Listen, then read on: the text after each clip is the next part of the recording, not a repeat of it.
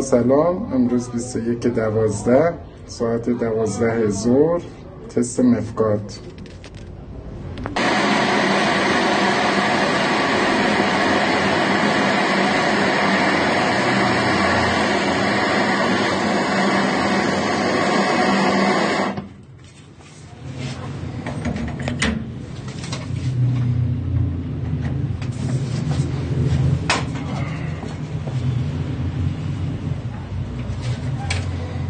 کم کم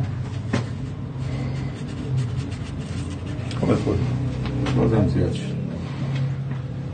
الان چک تا سری میاد، ولی به قول شما هرچی کمتر باشه زودتر 20 تا بگیر است.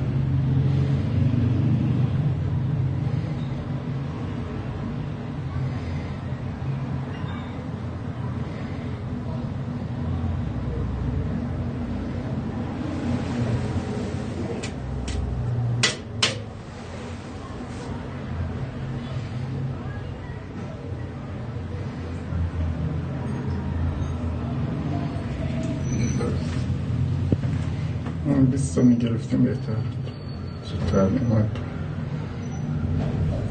آروش خیلی خوبه جنسش، خیلی خوبه جنسش. علاوه منفی بشه سر منفی شد، او رفت منفی. عالیه جنسش.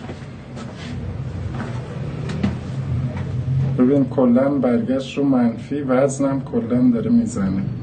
از رو مثبت برگشت رو منفی، وزن مثبت هم داره میزنه. عالیه. وزن منفی شو ببخشید. خب